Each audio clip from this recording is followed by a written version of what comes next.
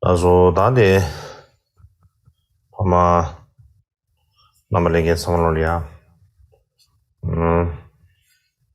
Красивее самджи. Добрый день. Я хотел бы поприветствовать всех вас.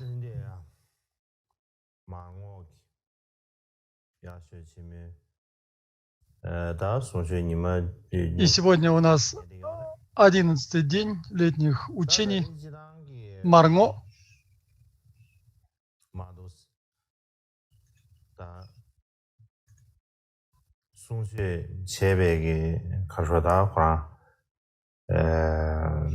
И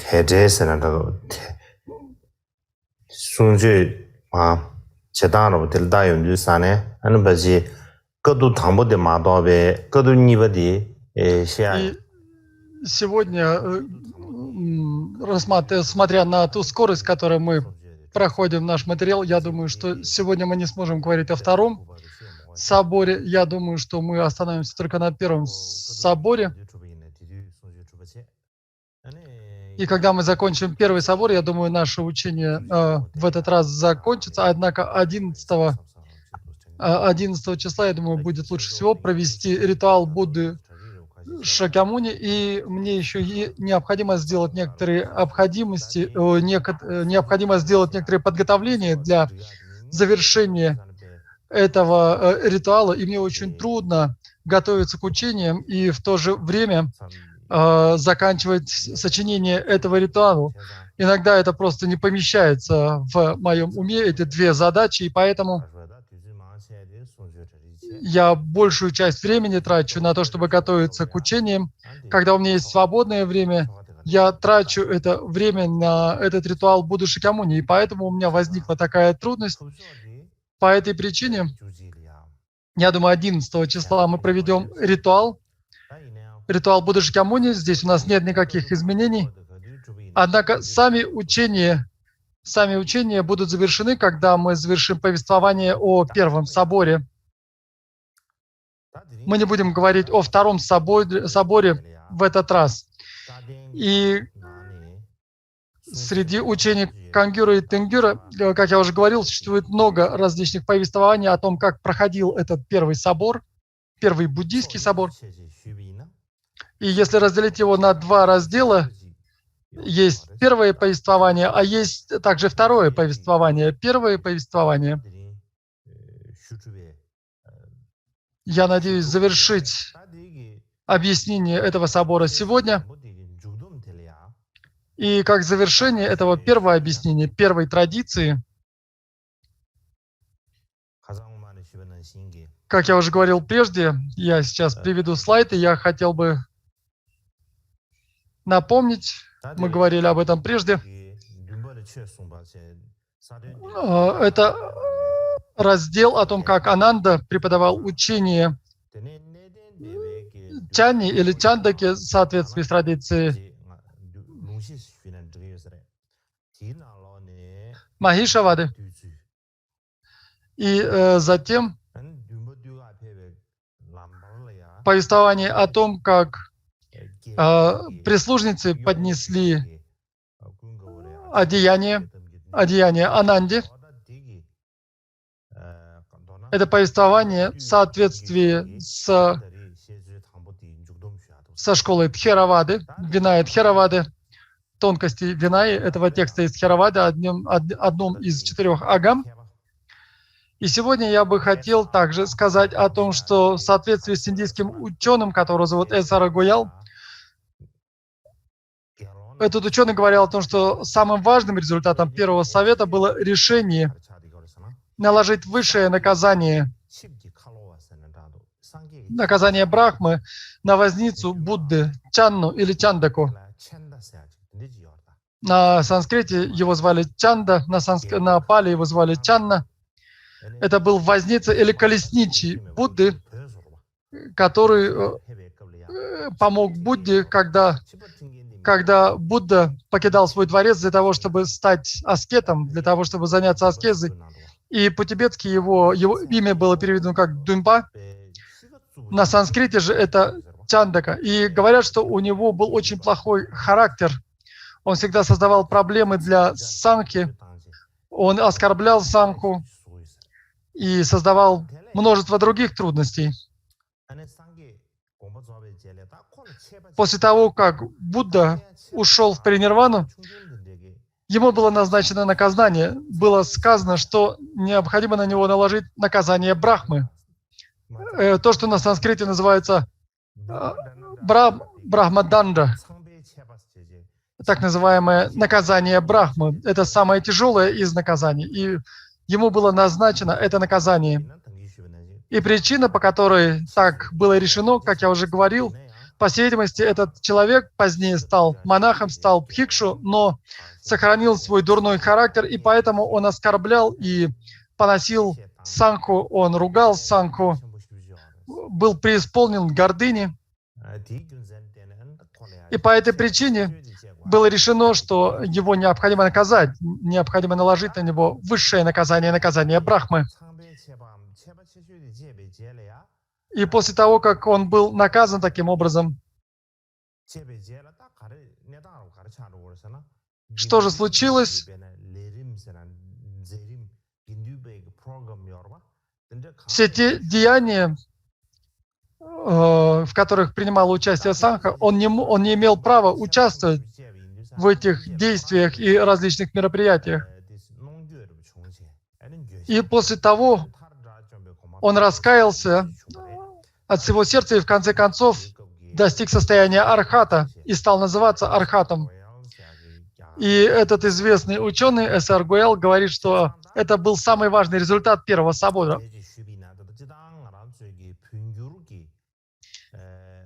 И в тибетском переводе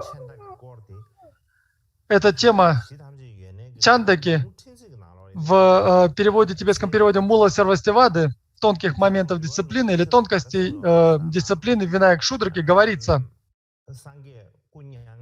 что после того, когда Будда уходил в нирвану, тогда почтенный Ананда спросил об этом Бхагавана, спросил Будду. Он сказал ему о том, что этот Чандака вспыльчив, упрям, груб, оскорбителен и зол. Он всегда оскорбляет бхикшу, с кем бы он ни встречался. И тогда Ананда спросил, что нам делать после того, как Бхагаван скончается, покинет этот мир? На это Бхагаван Будда ответил: Ананда, после того, как я уйду в нирвану, необходимо наложить на бхикшу Чандаку наказание Брахмы, тяжелейшее из всех наказаний. Необходимо заставить его раскаяться, необходимо заставить его раскаиваться в своих деяниях. И как только он почувствует усталость от этого мира и раскаяние, пусть он получит наставление от Катьяины. И в тибетском переводе Мула Сарвастивады приводится такое повествование. Однако,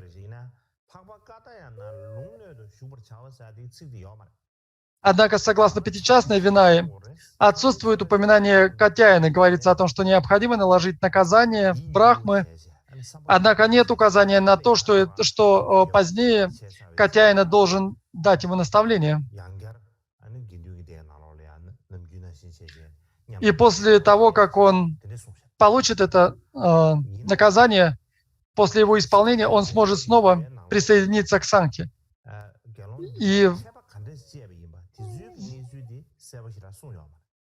в Сарвастиваде, Винае Сарвастивады, нет ясного объяснения того, как был наказан это Чанда. Что значит это наказание? И в четырех агамах говорится о том, что Ананда для того, чтобы обуздать Чанну, должен наложить на него это наказание. И далее я буду говорить о том, как это повествуется согласно пятичастной Винае школы Махишасака. И однажды в Каушамбе Бхикшу Чандака находился в этом городе, и он постоянно сердился на Сангху, постоянно ругал Сангху. И из-за этого, так как он сердил Сангху, из-за этого у Сангхи не было возможности жить в мире. И по этой причине один из монахов, после того, как был закончен ретрит дождей,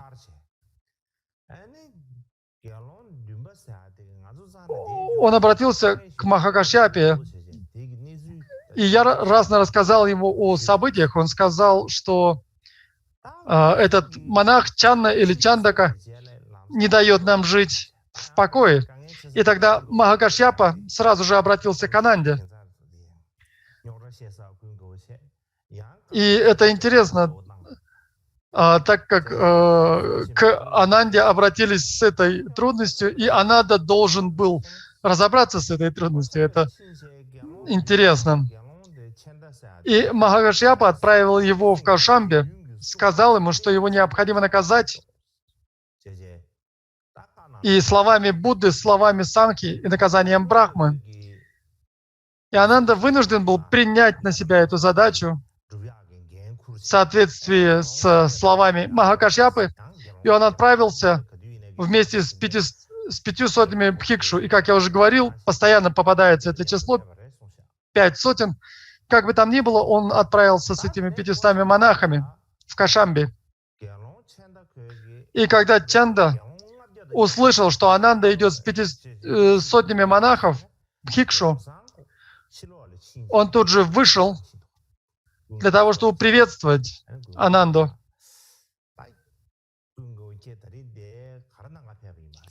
И он спросил Ананду: «Зачем вы пришли сюда? Вы пришли не для того, чтобы усложнить мне жизнь, не так ли?» Ананда же ответил: «Нет, ни в коем случае, я пришел для того, чтобы помочь тебе». И тогда Чанда спросил: «Как же вы поможете мне?» Ананда ответил: «Я собираюсь наказать тебя словами Будды, словами Сангхи и наказанием Брахмы. Будда сказал, чтобы я поступил таким образом, и Сангха сказала мне поступить таким образом, и поэтому я должен наложить на тебя это наказание Брахмы». И в текстах Сарвастивада не говорится о том, что такое наказание Брахмы. И Чанна также спросил, что же такое наказание Брахмы, на что Ананда ответил, что наказание Брахмы заключается в том, что все бхикшу, бхикшуни, упасаки разорвут с тобой все отношения. Они не будут больше разговаривать с тобой. Они не скажут тебе больше ни слова. И это наказание Брахмы состоит в том, что члены Сангхи перестают общаться с объектом этого наказания. И когда Чанда услышал об этом, он рухнул на землю и сказал Ананде: «Разве это не то же самое, что убить меня? Какая в этом разница, если никто со мной не будет общаться, не будет со мной говорить, не будет со мной разговаривать? Не то же ли это самое, что и убить меня?» И на это Ананда ответил: «Не беспокойся. Будда сказал мне прежде, что ты достигнешь реализации через меня.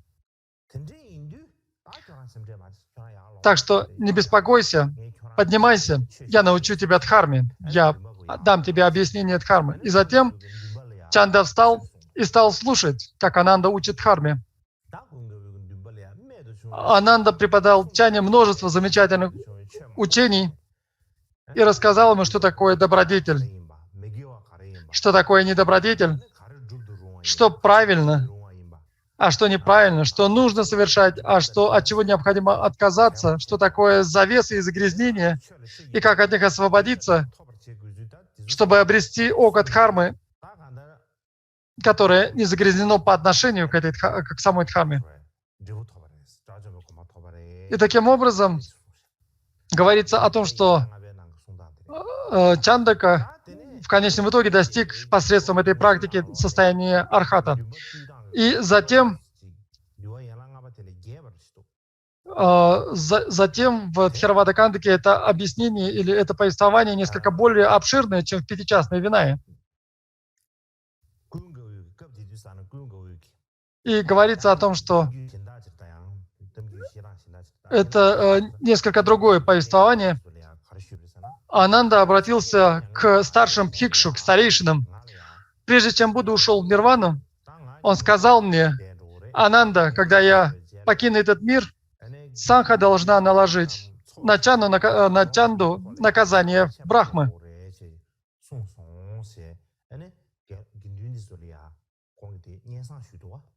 И он таким образом известил Сангху об этом решении Будды. И тогда старейшины сказали: друг Ананда, каково наказание Брахмы? Что это такое наказание Брахмы? Ты спросил Будду, что это такое?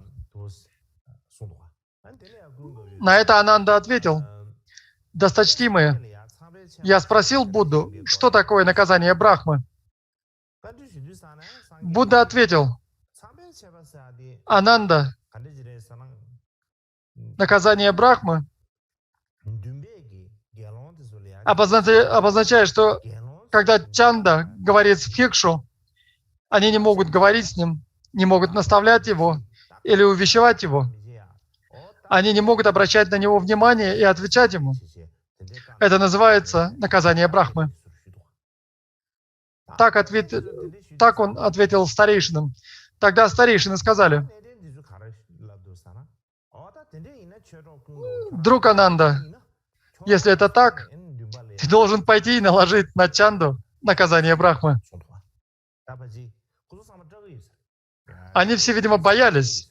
Все эти старейшины, они, видимо, боялись наложить такое сильное наказание. И они не могли отправиться для того, чтобы совершить это. И поэтому они сказали Ананде, что если Будда сказал тебе, что необходимо это сделать, вот ты отправляйся и наложи на Чанду это наказание Брахмы. И тогда Ананда сказал: великие почтенные монахи, послушайте меня, как я могу наложить на Чанду наказание Брахмы. Он вспыльчив, упрям, обладает дурным характером, очень гневлив. И если я отправлюсь для того, чтобы наложить это наказание на Чанду, я боюсь, что он меня побьет. На это старейшины ответили ему: друг Ананда, ты прав, тогда иди с несколькими бхикшу. На что Ананда согласился, сказав: он согласился со словами Сангхи и повел с собой 500 человек, 500 монахов. Как уже говорилось прежде, это снова встречается, эта цифра 500. И так как Чанда был очень груб и гневлив, так как он был опасен, с ним отправили 500 монахов в помощники. И, как я уже говорил прежде, возникает это число 500. В текстах Вина есть два числа: 500 и 120. 120. Был один монах, который жил 120 лет. И что бы ни случилось, сразу называется это число 120 бхикшу, 120 бхикшу там, 120 там. И если кто-то из монахов прожил очень долгую жизнь, то он прожил обязательно 120 лет. И когда говорят о большой сангхе, всегда появляется это число 500. Великая сангха из 500, великая сангха из 500. Иногда возникает такое впечатление, что в Индии не было никаких других чисел. По всей видимости, это число символизирует множество. Это не какое-то точное число. Я думаю, что, по всей видимости, оно просто обозначало множество, великое множество. И здесь говорится, что Ананда вместе с большим количеством монахов отправился к Чанде. И когда они отправились на лодке, они достигли Каушамби, Они высадились в парке царя Удаяны.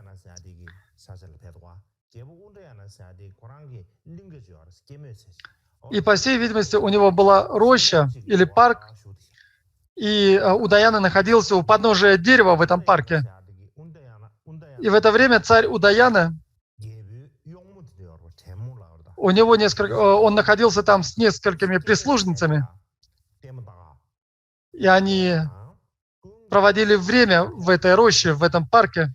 И когда они находились там, они встретились с Анандой. И они обратились к царю. Мы слышали, что наш учитель Ананда сейчас сидит под деревом недалеко от этого парка.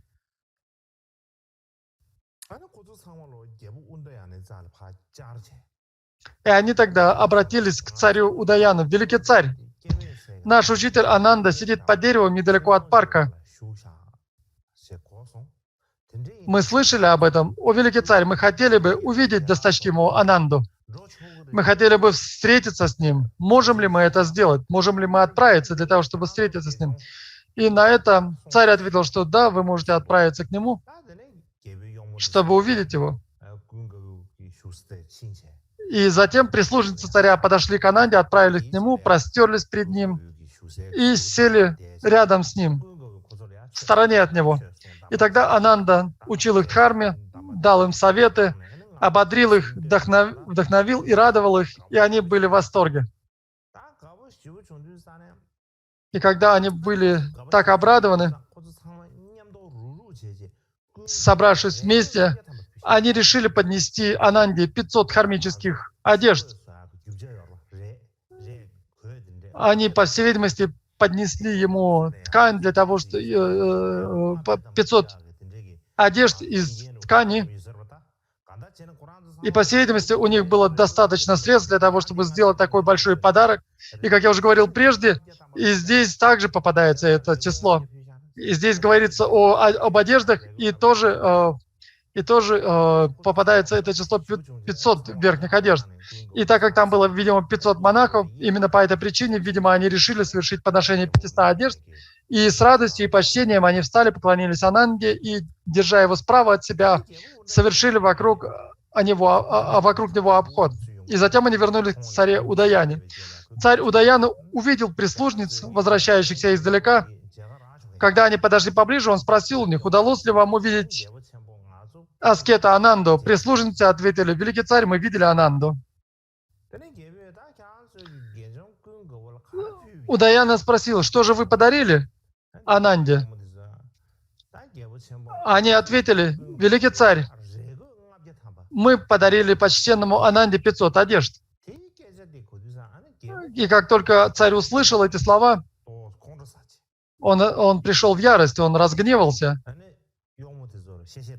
и отругал прислужниц. Он сказал им, вы поднесли такое большое количество одежд Ананде. Он ведь аскет. Что же он будет делать с этими одеждами? Разве он торговец одеждами? Зачем ему такое количество одежд? Он что, собирается открыть магазин, где он будет продавать эти одежды? Зачем вы поднесли ему такое большое количество одежд?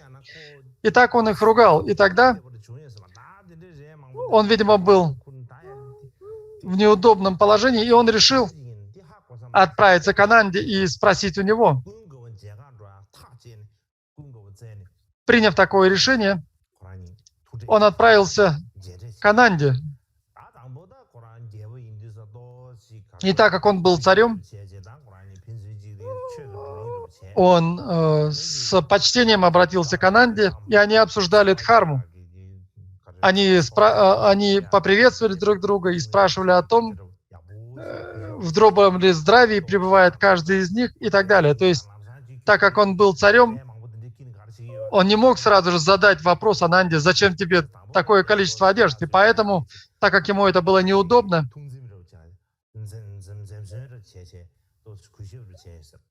он проявил почтение по отношению к Ананде, и затем сел рядом с Анандой, и затем начал расспрашивать о том, зачем он туда явился. И он спросил, Ананда, мои прислужницы приходили сюда?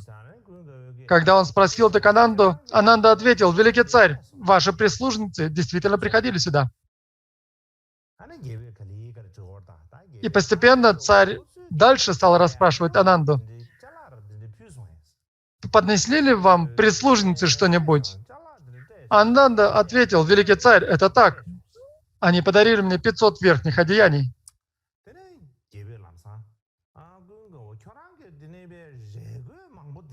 Тогда царь тут же спросил почтенный Ананда: что вы будете делать с таким количеством одежд? Ананда ответил: великий царь, приняв все эти одежды, я поделю их с Бхикшу, чьи одежды слишком изодраны и изношены. Я разделю эти одежды с ними.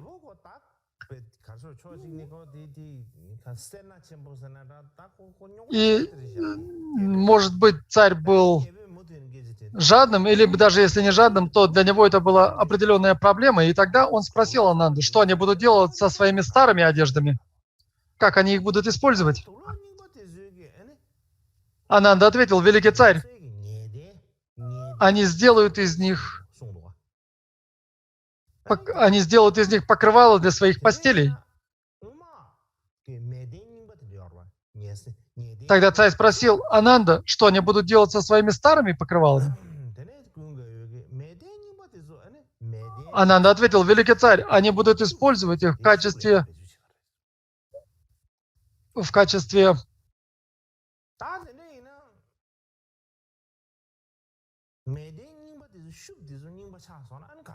своего рода пододеяльников для этих старых покрывал. Ананда, что они будут делать со своими старыми пододеяльниками? Они будут использовать их как подстилки. Когда подстилки износятся, что они будут делать с ними? Они будут использовать их как полотенца для ног. Царь спросил, что они будут делать с этими полотенцами для ног, когда они износятся. Ананда ответил: они будут использовать их как тряпки для пыли. Царь спросил, что они будут делать с ними, когда они износятся. Ананда ответил: они разорвут их на мелкие кусочки, разрежут на кусочки, смешат вместе с глиной и сделают из них глиняные койки. И эти ткани будут использоваться для того, чтобы сделать эти глиняные койки, для того, чтобы сделать своего рода штукатурку на этих глиняных койках.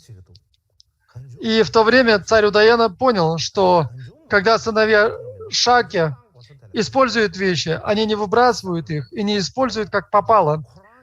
Поэтому он также дал Ананде 500 одеяний. И снова здесь появляется это число 500. До этого Ананде поднесли 500 одежд, и теперь здесь снова ему подносят 500 одежд. И таким образом, это история о том, как Ананда получил 1000 монашеских одеяний.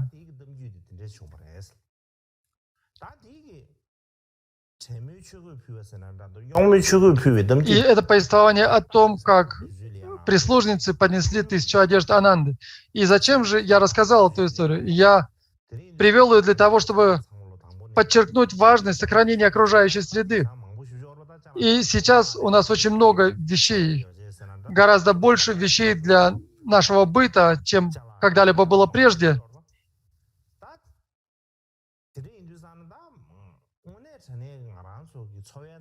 И поэтому, если мы зададимся вопросом, в самом ли деле нам нужны все эти вещи, я думаю, что это не так. Мы можем обойтись и без них.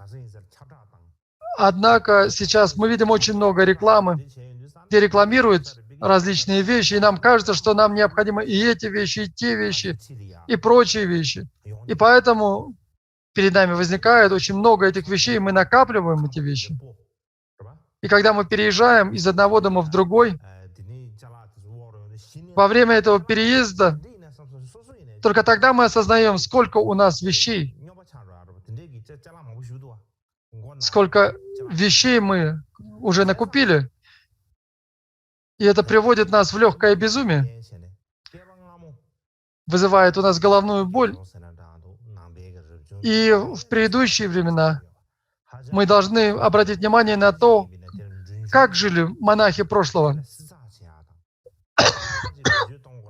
И мы увидим, что они использовали эти вещи там, где необходимо, они не использовали их впустую. Я думаю, что это тот пример, на котором мы могли бы учиться.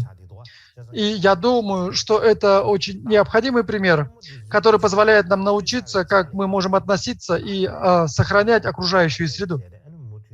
И затем, продолжая повествование, Ананда с 500 монахами отправился к Чанде.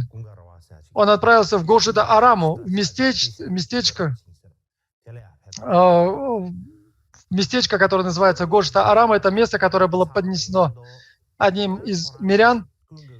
И Ананда сел на приготовленный для него трон. И я думаю, что вряд ли там был трон, как у нас в Тибете, высокий и просторный. Я думаю, что это было сидение, которое было подготовлено для Ананды. И затем Чанда тоже пришел для того, чтобы увидеть Ананду. Он совершил простирание перед Анандой, а затем сел в стороне.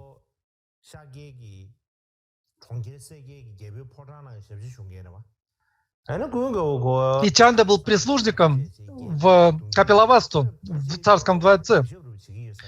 И так как Ананда принадлежал к царскому роду, я думаю, что он был очень исполнен почтения по отношению к Ананде. И я думаю, что одна из причин, почему старейшины отправили Ананду, потому что Чанда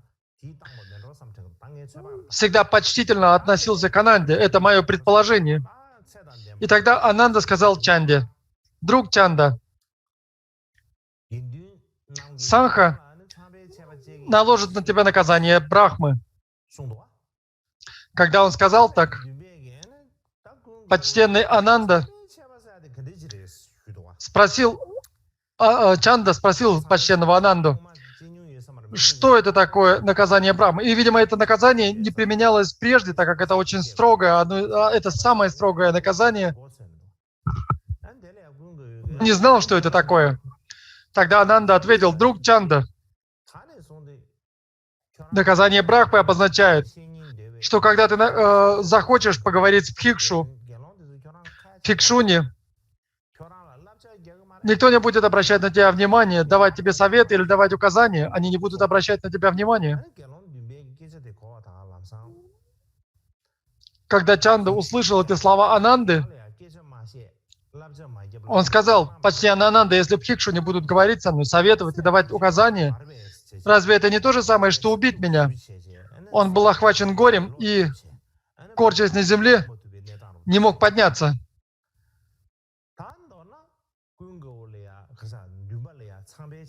И таким образом было наложено это наказание, и он испытывал огромные трудности, потому что не только Бхикшу и Бхикшуни, но и миряне, упасаки и упасики не могли с ним взаимодействовать, не могли с ним разговаривать. Все последователи Будды не общались с ним. И поэтому у него возникло очень много трудностей, он испытывал огромные трудности. И в конечном итоге у него появился стыд и благоприличие. Он понял, что его поведение было недостойным.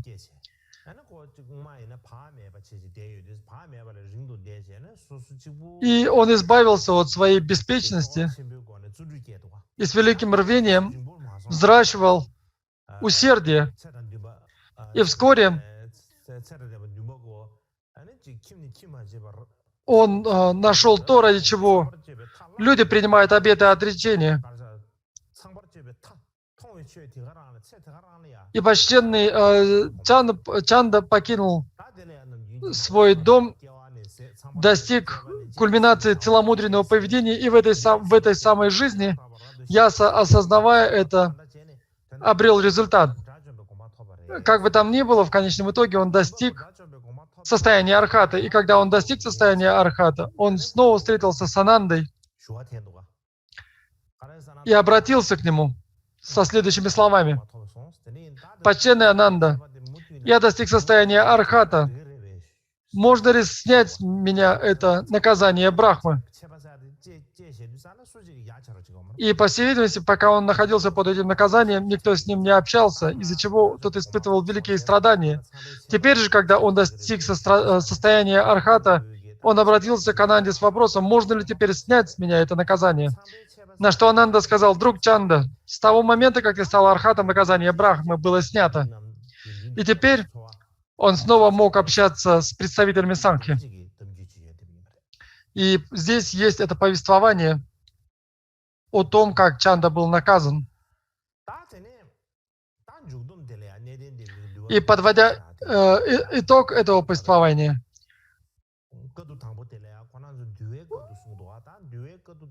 в Тхеравада Кантаке говорится о том, что в этом соборе участвовало 500 монахов, 500 бхикшу, ни больше, ни меньше.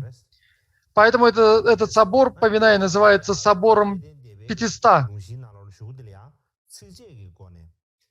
И далее здесь следует заключающие четверостишие, и их смысл довольно сложен для объяснения. Я думаю, что сегодня я не буду углубляться в эти четверостишия, и мы перейдем к следующему разделу.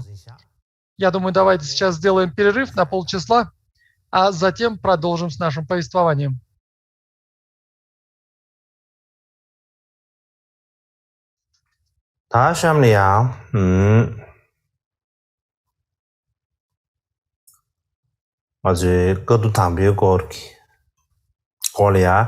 И мы с вами говорили о первом соборе, как о нем повествуется в различных традициях. И, как я уже говорил, мы закончили с первым повествованием и переходим ко второй традиции повествования об этом соборе.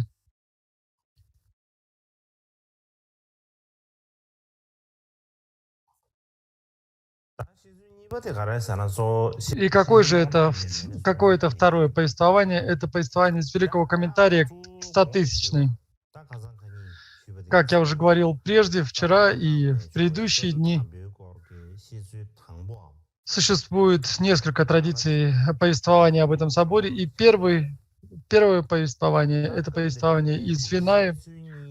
Второе повествование, как я уже говорил, существует их два. Второе повествование я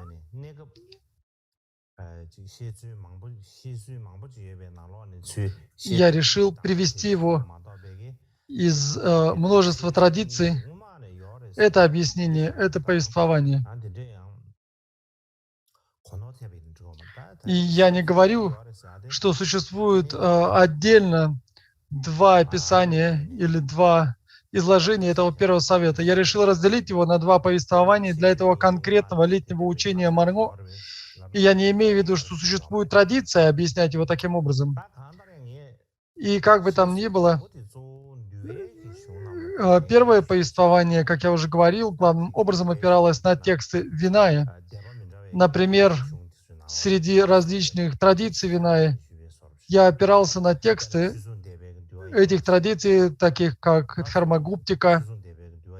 И главным образом я опирался на четырехчастную Винаю Дхармагуптаки, также Махишасаки, затем я опирался на тексты четыре агамы Махишасаки, также я опирался на тексты Тхеравады других школ. Я приводил эти повествования как дополнительные источники. И в каждой из этих школ я приводил это повествование из различных школ, так чтобы вы могли получить какую-то идею о том, как проходил этот первый собор. И когда мы говорим о двух колесницах, Махаяне и Хинаяне, это первая традиция, это первое изложение относится к школе Шираваков. И теперь я перехожу к объяснению из 100-тысячной, и это относится к учению Махаяны, Великой Колесницы. И я хотел бы привести это повествование для того, чтобы показать, как В Махаяне говорится о проведении этого собора. И говоря о Праджнапарамите, 100-тысячной Праджнапарамите, существует великий комментарий на этот текст. И этот комментарий был переведен на китайский язык. Переводчиком этого текста являлся Чжоу Цзы. Это переводчик, который, по всей видимости, это произошло в местечке Шувадзу, это Синьцзянь, западная страна, которая находилась к западу от Китая. Это, видимо, была большая страна, большая область. И там родился Кумараджива, великий переводчик Кумараджива, который по-тибетски называется Шунуцо. И это был великий переводчик на китайский, учитель, переводчик, который подобен нашему тибетскому переводчику Вайрачане. Если мы посмотрим на биографию Вайрачана, которая называется «Великая маска», в этой биографии очень много повествований, очень схожи с теми, что приводится в биографии Кумараджины. И, возможно, что некоторые из этих историй в биографии Вайрачаны есть такое подозрение, что они были заимствованы из этого биографии Кумарадживы. И Вайрачана один из известнейших тибетских переводчиков. В Китае же Кумараджива был также очень известным переводчиком. Я не буду углубляться в этот вопрос. Как бы там ни было, этот комментарий был переведен Кумарадживой. Это один из комментариев на 100-тысячную Праджнапарамиту. Его нет на тибетском языке. И кто же написал этот комментарий? Говорят, что он написан Нагарджуной. И некоторые ученые сомневаются в авторстве этого текста, но большинство утверждает, что этот текст был написан Нагарджуной, великий комментарий на 100-тысячную Праджнапарамиту. И я буду сегодня опираться на этот текст в своем повествовании о Первом соборе с точки зрения Махаяны. Сейчас посмотрите, пожалуйста, на слайд.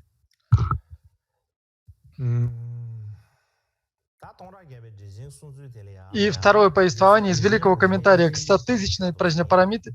И здесь я привожу несколько разделов. И первый раздел — это уход Будды в паринирвану. Второе — простирание божеств перед Махакашьяпой. Третье — это собрание Кашьяпой всех архатов. Далее причина, почему их было 1000. Следующее — собор в Раджагрихе. И последний пункт — обвинение Ананды. И сейчас мы пройдем с вами по каждому из этих пунктов. И первым из этих пунктов является уход Будды в паринирвану.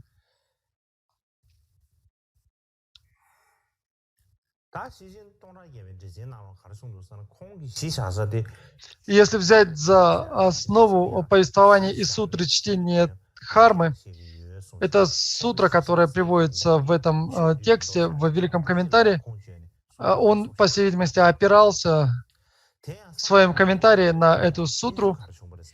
И о чем же здесь говорится? Когда Будда ушел в паринирвану, земля вздрогнула 6 раз. Когда мы говорим о том, что земля вздрогнула или содрогнулась 6 раз, 6 видами сотрясений, в Кангюре говорится о том, что она вздрогнула сильно и так далее. Приводится 6 способов, как она содрогнулась. И в Китае мы говорим о том, что существует 6 уровней Земли. И я не знаю, подразумевается ли здесь, что Земля вздрогнула 6 раз и вздрогнули все 6 подземных уровней или нет, я не знаю, так это или иначе. Как бы там ни было, здесь говорится о том, что Земля содрогнулась 6 раз, но она не причинила никакого вреда живым существам. И есть повествование о том, что земля вздрогнула, когда Будда достиг полного пробуждения. И теперь, когда он достиг нирваны, она также согнулась 6 раз. И реки изменили свое направление. То есть они повернули вспять. Подул также очень сильный ветер. То есть возникли такие знамения. И со всех сторон стали собираться черные тучи.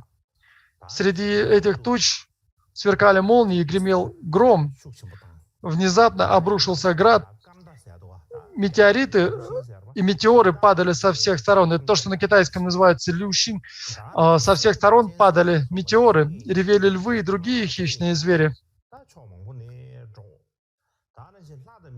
Боги и люди все стенали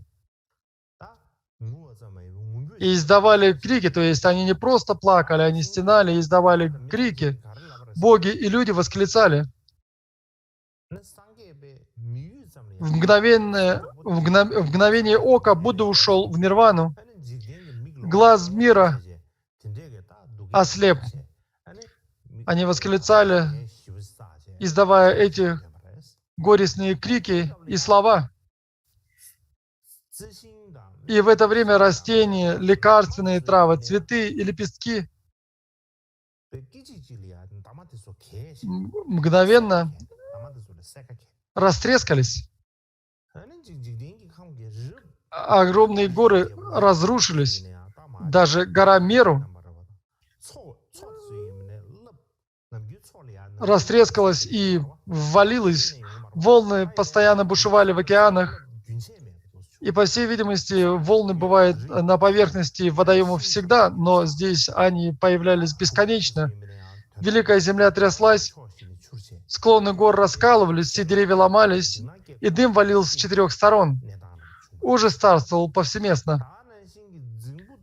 Озера, родники и реки забурлили и замутнились.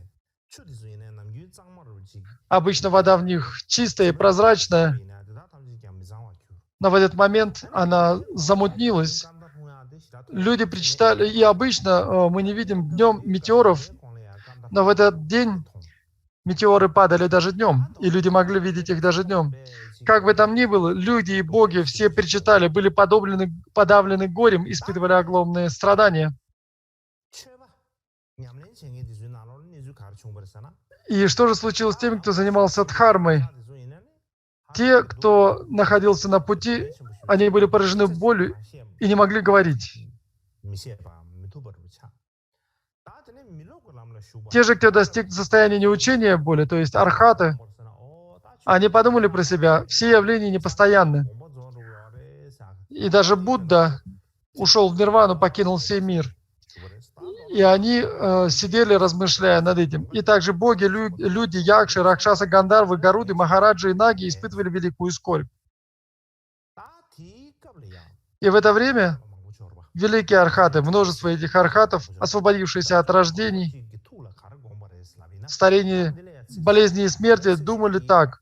И здесь я не смог перевести это четверостишие, как оно есть, но я привожу здесь грубый перевод. Мы пересекли реки желаний обычных существ, мы освободились от рождения, старения, болезни и смерти.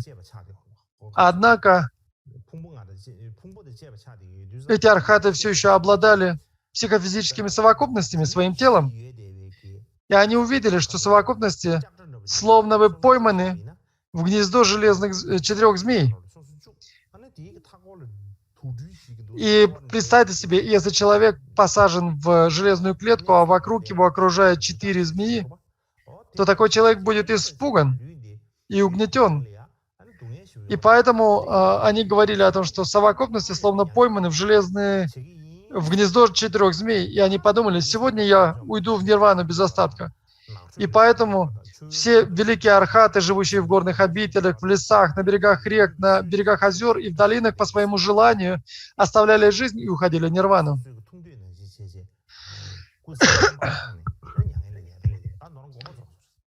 Таким образом, они все оставляли этот мир, и после того, как Будда покинул этот мир, они тоже покидали этот мир и уходили в нирвану. И среди них некоторые архаты взлетели в небо и летали на облаках, как лебеди. Подобно тому, как царь лебедей, который летает по небу, они взлетели в небо и летели на облаках, совершая множество чудес. Они являли чудеса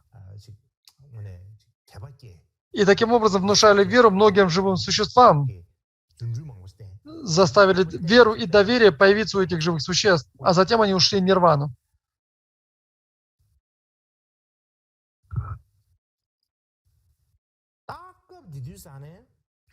И в это же время, говоря о богах, начиная от 6 богов, 6 классов богов, царства или сферы желания, и вплоть до высшей сферы, высшей из 3 сфер, сферы форм, то, что называется на санскрите суба критсна,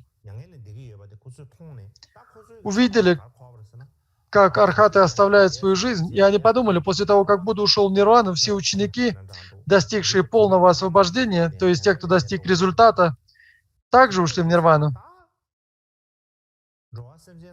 Нынешние существа поражены различными болезнями страсти, ненависти и неведения. Духовные учителя же и старейшины, подобны врачам, но они уходят, и постепенно их не становится. Кто же вылечит этих больных? Этот мир лишился духовных наставников, которые подобны врачевателям. Нет больше тех, кто мог бы излечить этих больных. Они покидают этот мир. Как будто все ученики, которые были подобны лотосам, растущим из океана безграничной пражни, иссохли и увяли. Даже дерево Дхармы приходит в упадок и ломается. Облако Дхармы рассеивается. Великий слон мудрости уходит, а слонята, ученики, которые подобны слонятам, следуют за ними. После того, как великий слон покинул сей мир, слонята также покидают этот мир. И это все очень плохо. В этом месте нет ни одного лидера. После того, как ушел Будда, так вместе с ним, после него ушли и все архаты. И поэтому этот мир лишился мудрости.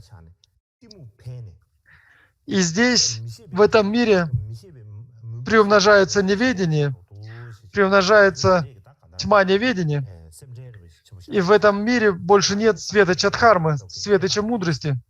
И это то, что происходило в то время, когда Будда покинул сей мир, когда он ушел в нирвану. И затем мы переходим к следующему разделу. Боги простираются перед Кашьяпой.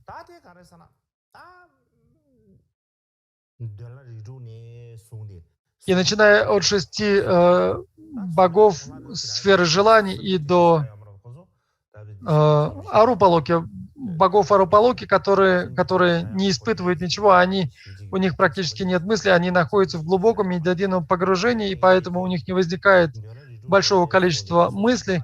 Как бы там ни было, начиная от 6 видов богов мира желаний и до этих богов мира форм, они стали очень сильно беспокоиться. И все эти боги, о которых мы говорили, обратились к Махакашьяпе, совершили простирание и произнесли следующие стихи. И смысл этих стихов следующий. Они восхваляют таким образом, главным образом восхваляют Махакашьяпу, они говорят о том, что вы долгожитель, вы совершенно отказались, полностью избавились от желания, гнева и гордыни, и ваше тело подобно цвету золота джамбу, как я уже говорил прежде.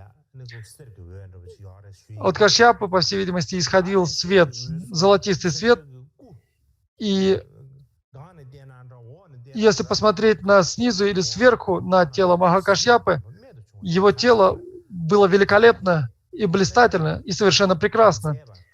Его глаза были прекрасны и чисты, как лотосы. То есть, таким образом, они произнесли это четверостишье, восхваляя Махакашьяпу. И после этого они обратились к Кашьяпе со следующими словами. «Великий почтенный Кашьяпа, знаешь ли ты, мудрец, состояние у Дхармы в мире ухудшается, корабль Дхармы тонет,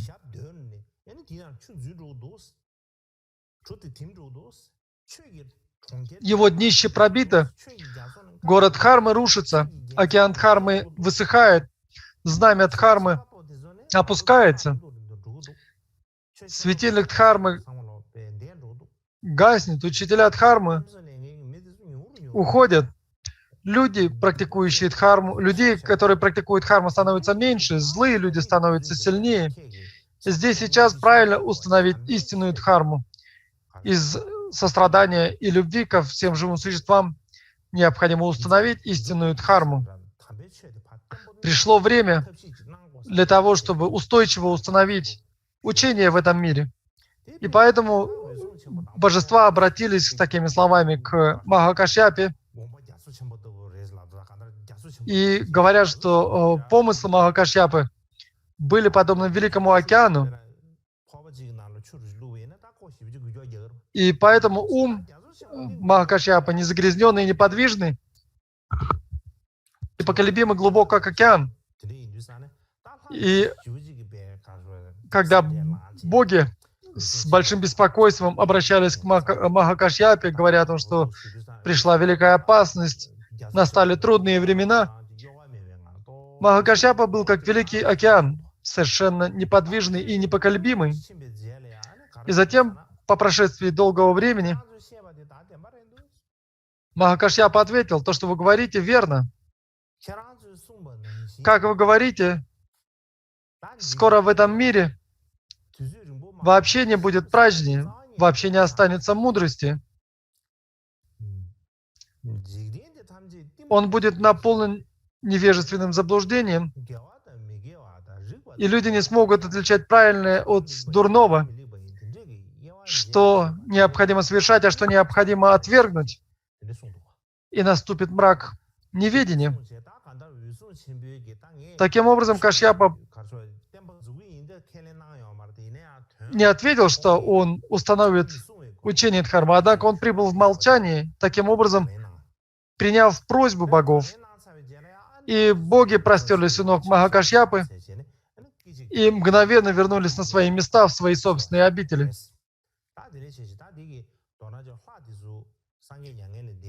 И таким образом боги, после того, как Будда Шакьямуни ушел в нирвану, были очень обеспокоены тем, что и многие его ученики, архаты, также уходят в нирвану, и поэтому они подумали, что Дхарма придет в упадок, и в этом мире не останется мудрости, и этот мир наполнится тьмой неведения. И поэтому они обратились к Махакашьяпе в надежде, что он сделает что-нибудь с этим. И третий пункт, следующий пункт. Кашьяпа собирает архатов.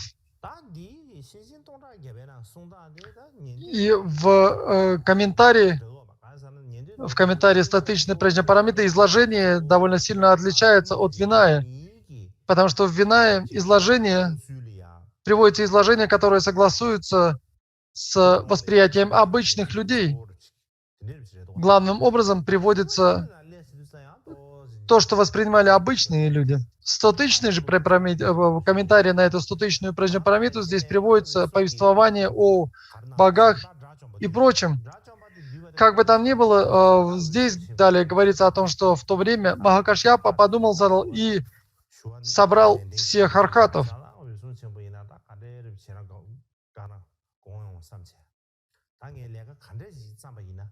И Махакашьяпа задался вопросом, что я могу сделать, чтобы это учение, которое трудно так встретить, по прошествии даже 3 бесчисленных кальп, смогло остаться. Он подумал, что если я желаю, чтобы это учение пребывало долгое время, там необходимо собрать 3 корзины, 3 питаку, корзины сутр, абхидхармы и винаи. Необходимо собрать те проповеди Будды, которые являются сутрами. И поэтому было бы хорошо, если бы все те изложения, все те проповеди Будды, все те беседы Будды, которые были им даны, могли быть собраны воедино.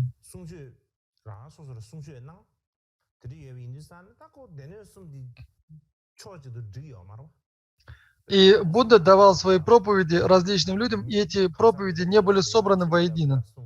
И различным личностям он проповедовал различные учения, которые согласуются с тремя питаками, которые согласуются с сутрой, абхидхармой и виной. И Махакашьяма подумал, что для того, чтобы учение не пришло в упадок, необходимо собрать все эти наставления Будды.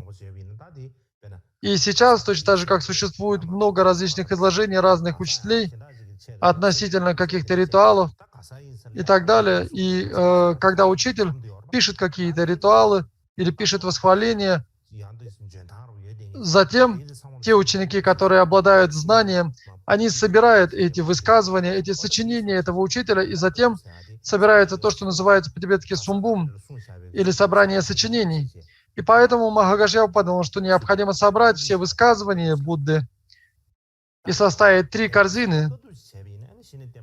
И поэтому Махакашьяпа подумал, что если собрать первый собор, то можно будет собрать все учение Будды так, чтобы учение Будды пребывало долго в этом мире.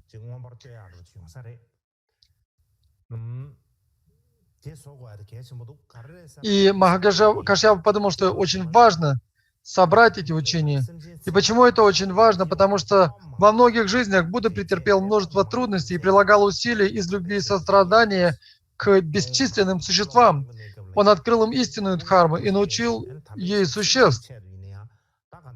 И даже ради одного четверостишия дхармы он прилагал огромные бесконечные усилия. И он занимался практикой святого учения. И после того, как он обрел результат, он проповедовал это учение другим. И поэтому для того, чтобы сохранить это учение, очень важно собрать все эти изречения, все эти наставления Будды воедино ради блага живых существ. И после этого, когда он принял такое решение, он отправился на вершину горы Меру. И он ударил в медный ганди или в медный гонг, или в медный била. Это вытянутый гонг, который представляет собой своего рода вытянутый кусок дерева, или в данном случае меди, который на русском известен как била или ганди, и он на санскрите ганди, и он произнес следующее четверостишее. Те, кто являются учениками Будды, в отплату за доброту победителя, если вы помните Будду, не уходите в нирвану. И так как все эти архаты достигли свободы и независимости, они могли уйти в нирвану в любой момент, когда пожелают. И поэтому Махакашьяпа обратился ко всем этим ученикам с этим четверостишем, приведенным выше. И все эти звуки, которые издавал это Била или это Ганди, а также голос Кашьяпы наполнил всю сферу мира великих 3000, и все его услышали. И здесь говорится не о том, что все живые существа услышали этот звук, а по всей видимости все живые существа, которые обладали ясновидением. И когда они услышали эти звуки, все те ученики, у которых были чудесные способности, пришли к Махакашьяпе и собрались вместе. То есть таким образом Махакашьяпа ударил в Ганди, и когда появился этот звук, все те ученики Будды, которые обладали волшебными силами, они собрались рядом с Кашьяпой. И тогда Махакашьяпа обратился к ним со следующими словами, к этим всем монахам со следующими словами. Учение Будды приходит в упадок. Будда же исключительно из любви ко всем живым существам обрел эту истинную дхарму, не обращая внимания на страдания и многие трудности в течение 3 бесчисленных каль.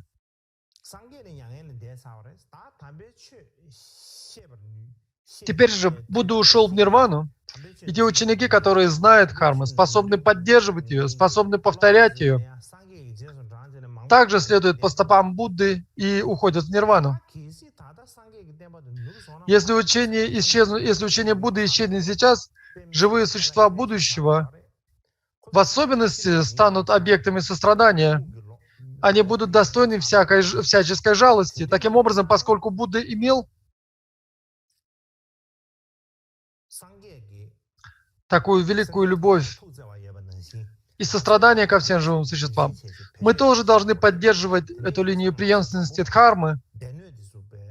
И поэтому мы должны собрать сейчас, составить 3 корзины, включающие в себя все учение Будды, чтобы каждый из нас мог перейти в нирвану, когда пожелает. До тех же пор я прошу вас, чтобы вы не уходили в нирвану.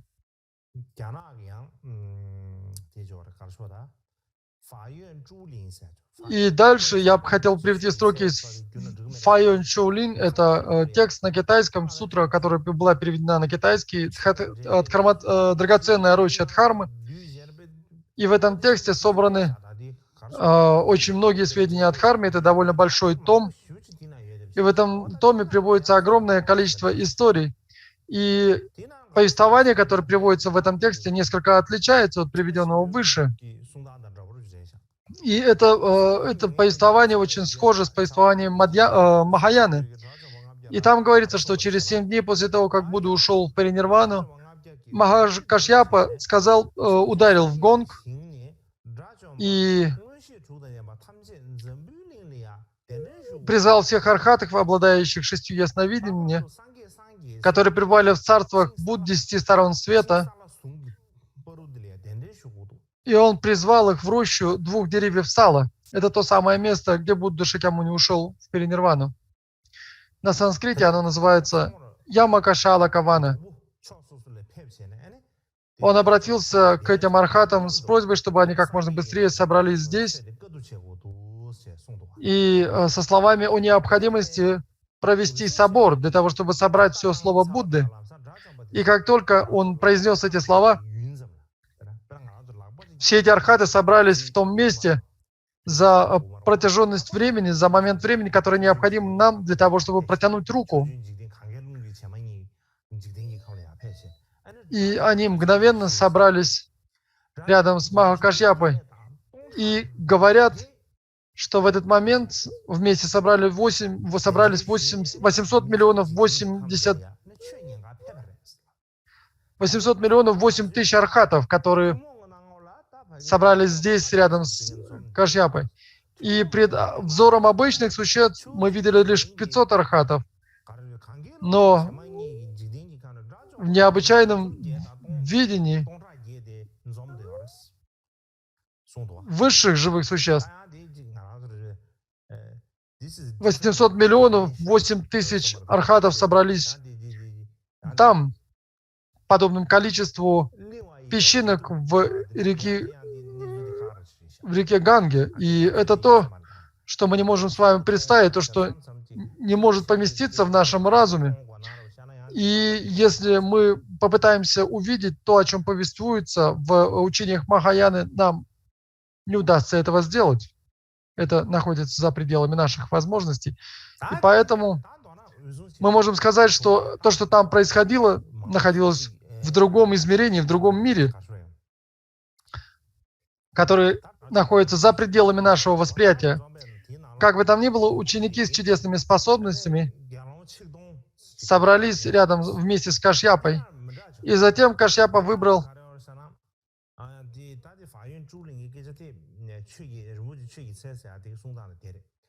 И это то повествование, которое приводится в этой драгоценной роще. В статичной же Праджапарамите говорится о том, что собралось 1000 бхикшу. В Винае говорилось лишь о 500 монах. И более того, не считая Ананды, этих монахов было 1000. И все эти монахи были архатами, обладающими 6 ясновидениями.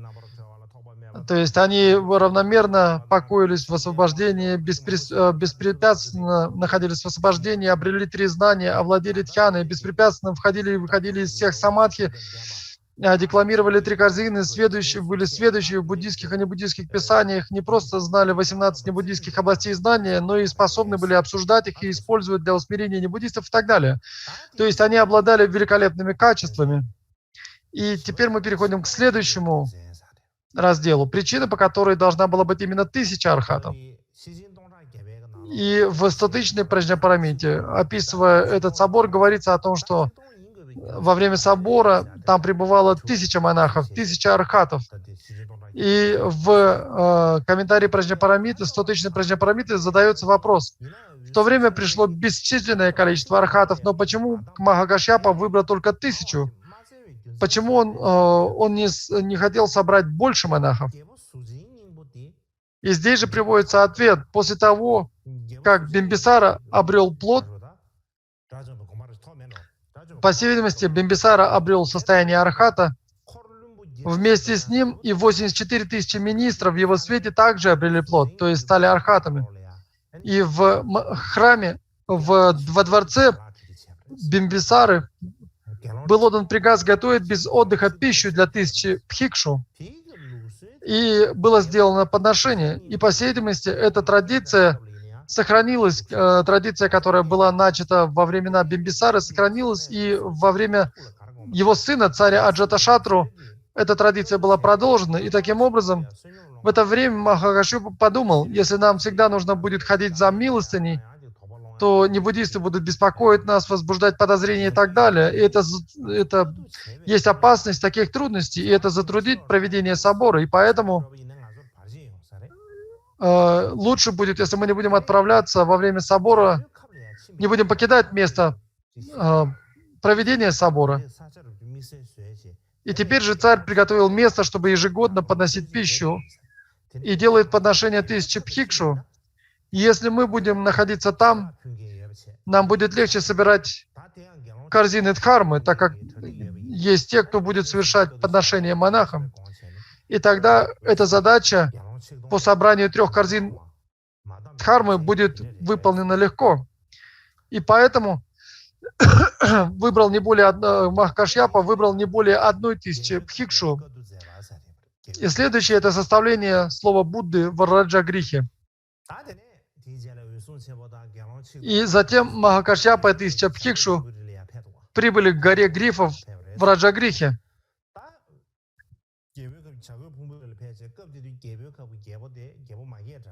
И, по всей видимости, царем Раджагрихи в этот момент являлся Аджаташатру. И тогда Махакашьяпа обратился к царю Аджаташатре: «Прошу, готовьте для нас пищу каждый день и приносите ее нам».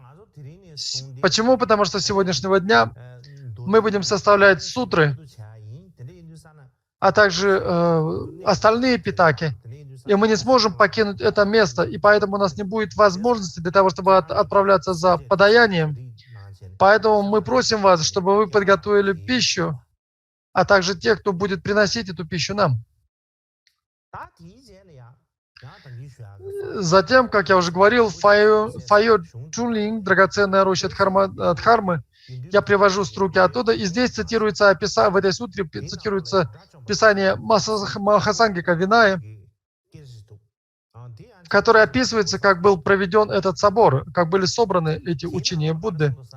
И в этом тексте говорится, что в начале, в Махасангике, говорится о том, что когда Махакашьяпа и 1000 пхикшу прибыли в Раджагриху,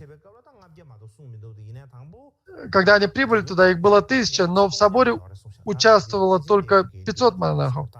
И это то, о чем говорится в Махасангике Винае.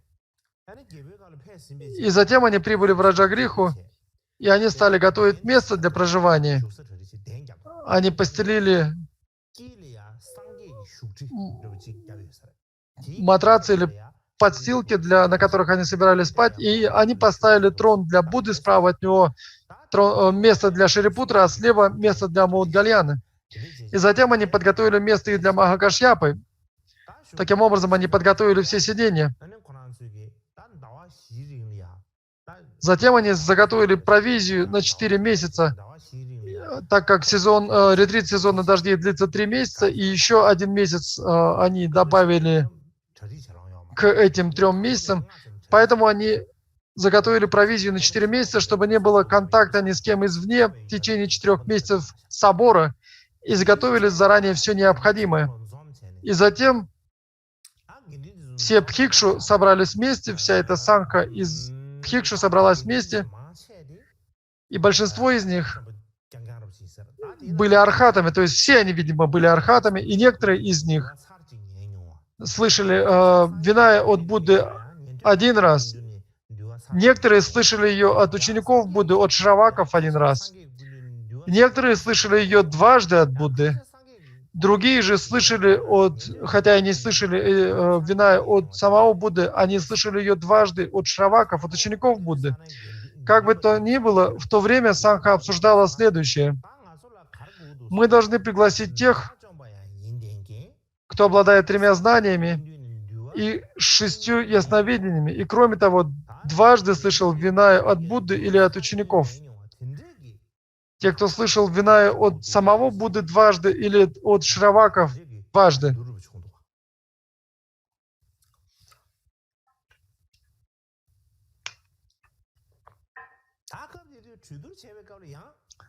И в то время в Сангхе было 500 Пхикшу. И сперва говорилось о том, что их было 1000, затем, когда было обсуждение, было их лишь 500 и так далее. Здесь есть небольшая проблема. Как бы там ни было, по всей видимости, среди них было только 500 архатов, и некоторые из них, видимо, не остались на этот собор и так далее. Как бы там ни было, их осталось 500 монахов без 2. И кто же были эти двое, кого не доставало для полного числа в 500 Пхикшу? И они обсудили это и сказали, у нас должно быть 500 Пхикшу, и 2 не достает для этого числа.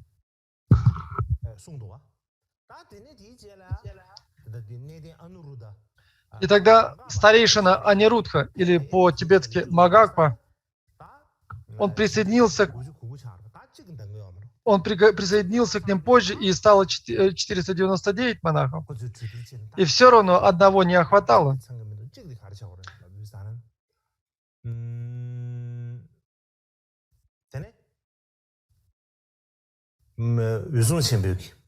И в то время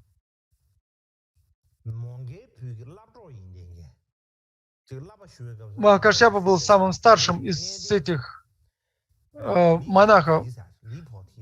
И вместе с Махакашьяпом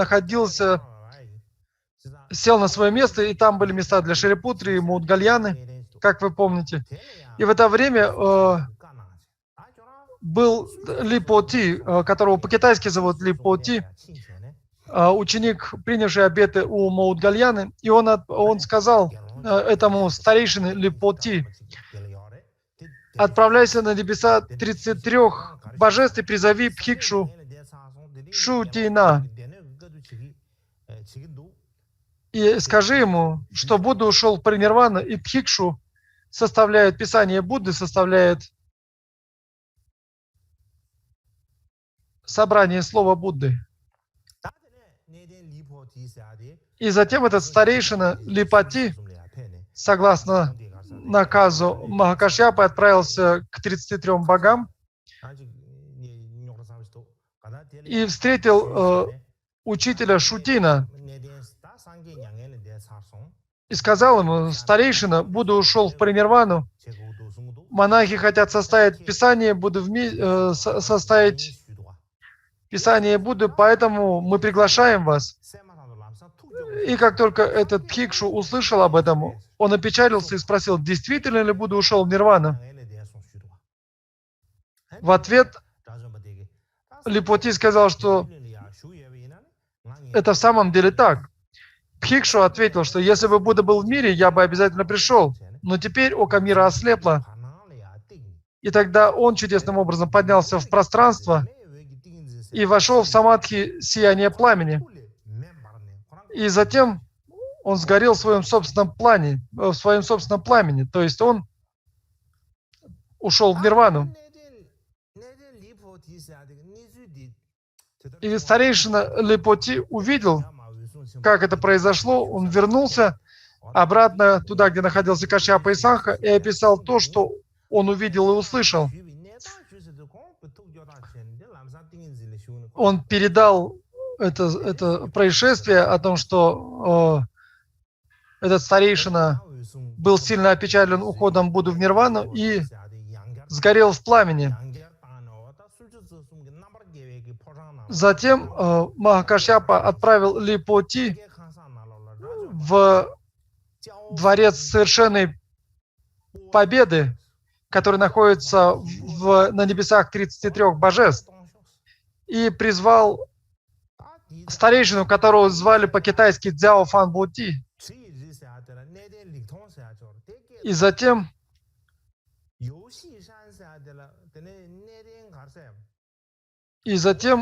также он попросил призвать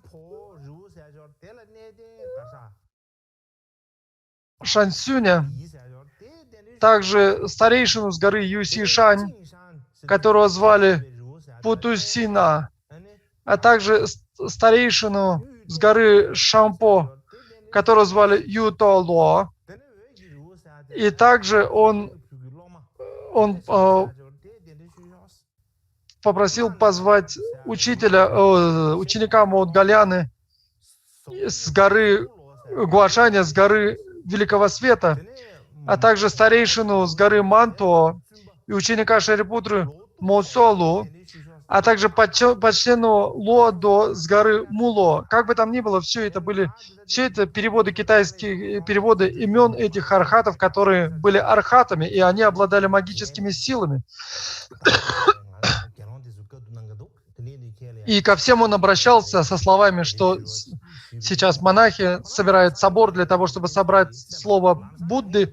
И как только они узнавали о том, что Будда покинул сей мир, они также уходили в нирвану. Но они говорили о том, что если бы Будда был в этом мире, мы бы обязательно приняли участие, но так как Будда покинул этот мир, они также уходили в нирвану. И затем Липоти отправился во дворец великого царя Вайшарваны и призвал архата, которого звали Сумито. И Липоти сказал ему следующее: старейшина Будда ушел в нирвану, монахи хотели бы собрать его слово, поэтому пришел пригласить вас. Когда он сказал это, услышав эту новость, этот архат Бхикшу опечалился и спросил, действительно ли Будда ушел в нирвану? На что Липоти ответил «да». Затем архат сказал, если бы Будда был в этом мире, я бы обязательно пришел, но Будда ушел в нирвану, а мир ослеп. И как только он произнес это, он поднялся с помощью своей волшебной силы, поднялся в небо, и войдя в самадхи, в сияние пламени, сгорел в пламени. И затем этот старейшина Липоти отправился снова к Кашьяпе и Санке и рассказал им об этих событиях. Он сказал, что я отправился во многие места, ко многим архатам, я передал им ваши слова, но все они, как только услышали об этих событиях, сразу же ушли в нирвану. Они все сгорели в своем собственном пламени. И тогда Махакашьяпа сказал, великие старейшины, давайте сделаем перерыв. Не зовите других бхикшу, архатов. Все, кого мы призываем, уходят в нирвану. Если мы продолжим искать и приглашать их, они все уйдут в нирвану, и в конце концов в этом мире больше не будет архатов, и тогда не будет поля накопления заслуг, и поэтому давайте остановимся. И с одной стороны, конечно, было хорошо пригласить этих архатов. И тогда один бхикшу сказал, старейшины, никто не обращает внимания на Ананду, все призывают архатов с небес богов и так далее, отправляются туда и сюда. И эти архаты не только не пребывают, но и сжигают себя своим собственным пламенем. Рядом же здесь находится Ананда, старейшин. Достопочтимый Ананда был помощником Будды и слышал дхарму непосредственно от него. Он был хранителем сокровищниц дхармы Будды. И здесь находится достопочтимый Ананда, помощник Будды, тот, кто слышал Дхарму непосредственно от Будды. В прошлом Будда сказал, что Ананда был лучшим в 3 качествах. Он был лучшим из проповедников Дхармы. Поэтому было бы хорошо, если бы мы могли пригласить его. И вместо этого мы приглашаем различных архатов издалека, и вместо того, чтобы прибыть, они уходят в нирвану. Не лучше ли вместо всех этих действий пригласить достопочтимого Ананду? И на эти слова Махараджапа сказал, это неприемлемо. Ананда все еще находится на пути. Мы не должны его звать. Мы все находимся на стадии неучения боли, он же находится все еще на пути учения. И если бы он сел среди тех, кто находится на стадии неучения боли, это было бы все равно, что посадить шакала среди львов. И когда мы говорим о шакалах, шакал — это такое животное, которое похоже на волка, но в то же время и не волк, и похоже на собаку, и не собака. Что-то похожее на лисицу, которая издает шакалий крик. И если мы посадим шакала среди львов, то это будет неприемлемо. И поэтому ни в коем случае нельзя приглашать Ананду, чтобы он принял участие в соборе и находился в наших рядах. Таким образом, Махакашьяпа не согласился на приглашение Ананды. Более того, он привел пример шакала, описывая Ананду.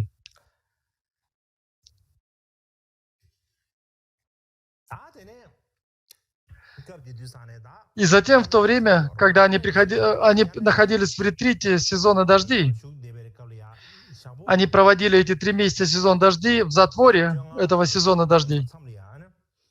И Сангха собралась на 15-й день 1-го месяца этого затвора, потому что необходимо было провести соджом, восстановление обетов. И в это время собралась вся Сангха монахов. И в это время они начали обсуждение вина, и Махакашьяпа вошел в самадхи. Глянув божественным оком, увидел, что из всех собравшихся только Ананда не оставил омрачения. И он знал, что Ананда не должен находиться здесь. И он подумал, что необходимо исключить Ананду из собора, из числа тех, кто участвует в этом соборе. И тогда он оставил самадхи и посреди собрания монахов взял Ананду за руку и сказал: «Теперь здесь находятся лишь архаты, свободные от загрязнений. Мы здесь, чтобы составить сутры, но ты не уничтожил омрачение, поэтому ты недостоин оставаться здесь». И он, по всей видимости, вытянул и изгнал его из собрания тех, кто собрался для собора. И в это время Ананда был очень смущен, ему было очень стыдно. Он был очень опечален, потому что он не был архатом, и в то же время ему было очень стыдно.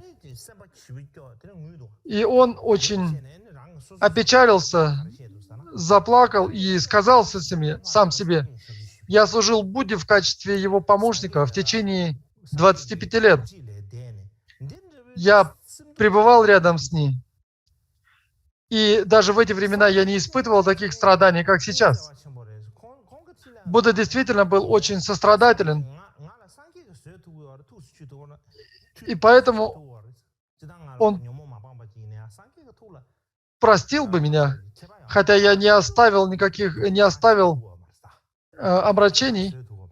Он не изгонял меня. А здесь же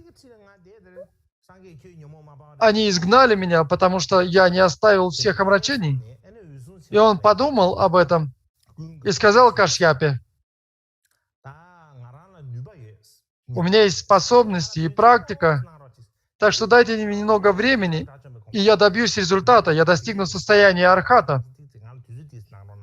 И поэтому не спешите, пожалуйста, дайте мне немного времени, у меня есть и способности, и практика, и я смогу достичь состояния архата». И причина, по которой я не достиг состояния архата до сего момента, не потому, что я не усердствовал в практике или не имел способности, так как я должен был служить Будде.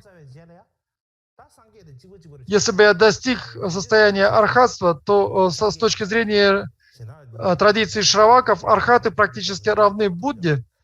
Это практически один и тот же результат. И поэтому, если бы я достиг состояния архата, Будда не смог бы заставлять меня работать или командовать, но отправляя туда и сюда и возлагая на меня различные задачи.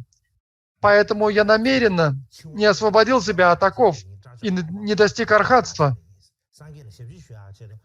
Для того, чтобы иметь возможность служить Будде, я не стал достигать состояния архата, но у меня есть и способность, и практика для достижения этого состояния, поэтому дайте мне совсем немножко времени, и я достигну этого результата. И затем он достиг состояния архата. Я буду говорить об этом в следующий раз, а на этом сегодня давайте остановимся.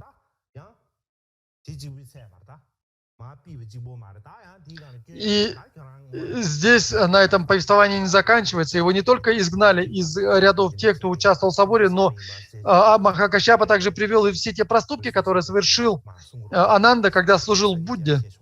Но однако мы будем говорить, я уже говорил об этом прежде, в следующий раз мы будем говорить об этом. У меня есть особое повествование, к которому я хотел бы перейти, но это будет в следующий раз. Теперь давайте совершим посвящение заслуг.